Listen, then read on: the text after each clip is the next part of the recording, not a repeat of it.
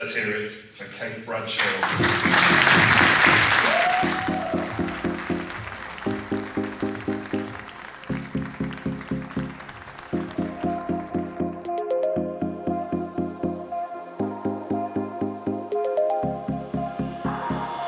Kate, congratulations again on sort of winning the 30 under 30 for 2024. Do you want to introduce yourself to maybe some of the public that don't know who you are and where you come from?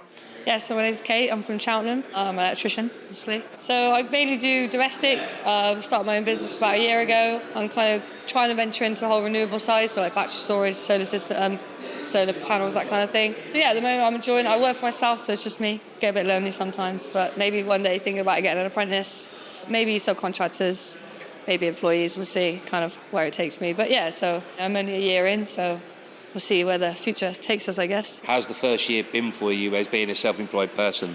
Do you know, it's good. I remember like before I decided to take the leap, I was pretty like scared basically. I was thinking, oh, what do I do? Do I do it? Do I not?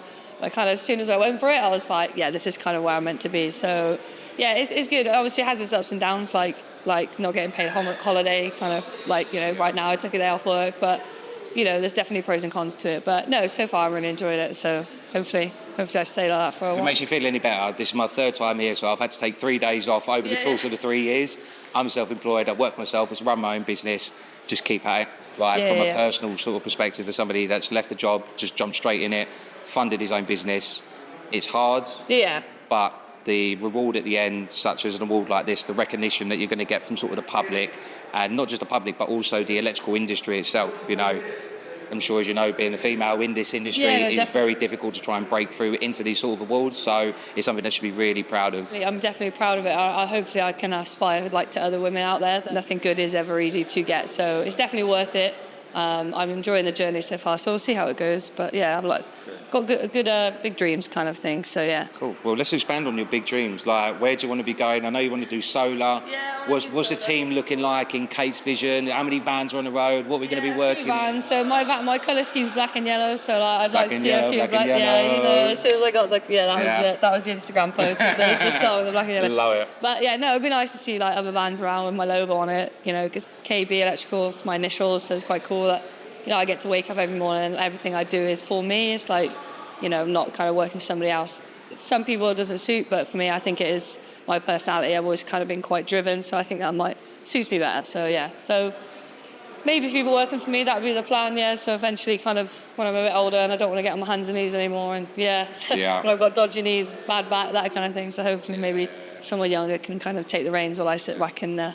Don't aspire to do it too late. Just jump on it now. I'm sure a lot of the people here that are well experienced will tell you the sooner you do it, the better it will be, the bigger your business will grow sort of in a short period of time. Yeah, that is the plan. I've had a couple of people ask me about like apprenticeships.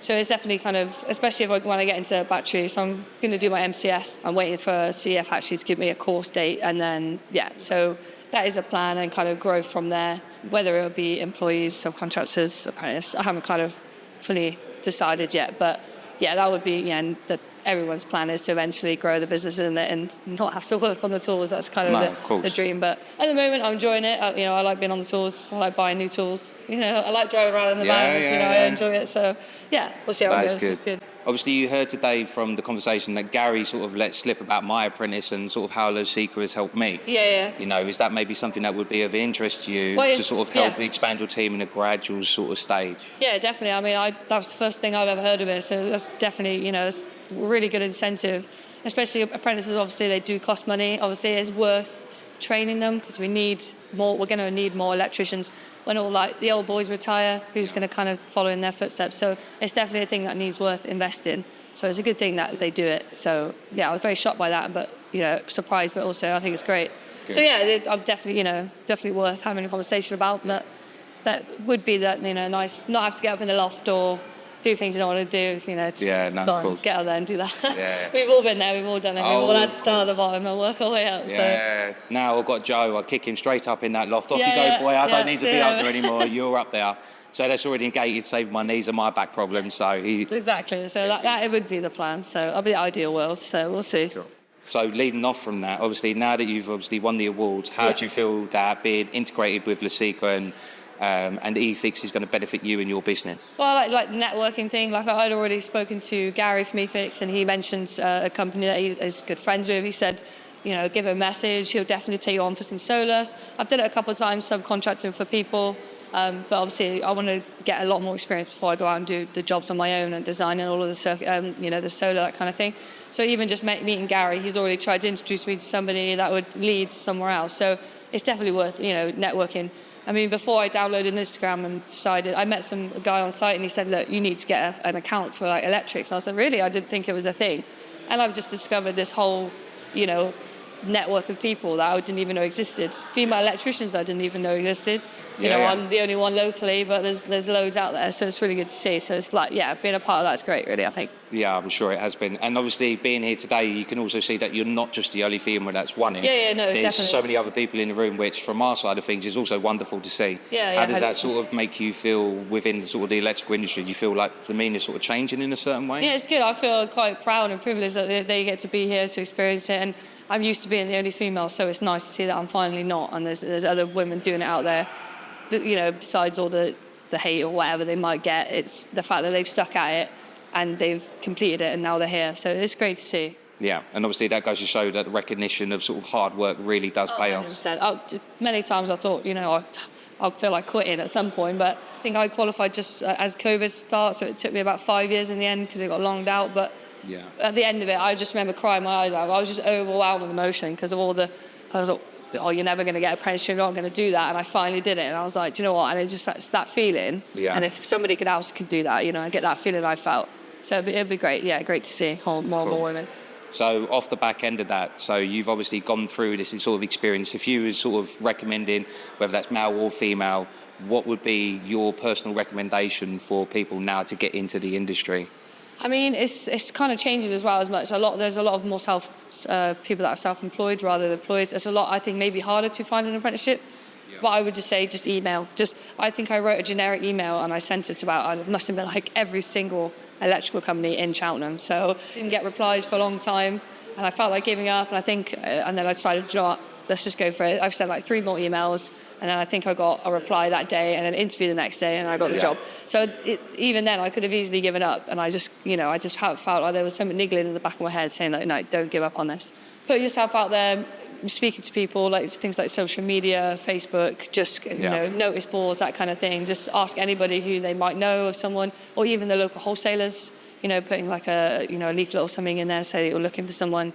And I think, just trying to put your name out there and just don't give up. Because it's so easy to, but I think in this industry, perseverance is key. Oh, 100%. And by the sound of it, you had to persevere to try and get that apprenticeship. Yeah. I think every apprentice that has been through that has felt the pain and the sting of being ignored for like 12 months to 24 months and sending emails to the same company and you feel like you're badgering people. And then like I got one company here, then had to liquidate his company, so then I went somewhere else. And that's how I finally landed in panel building. So it was local.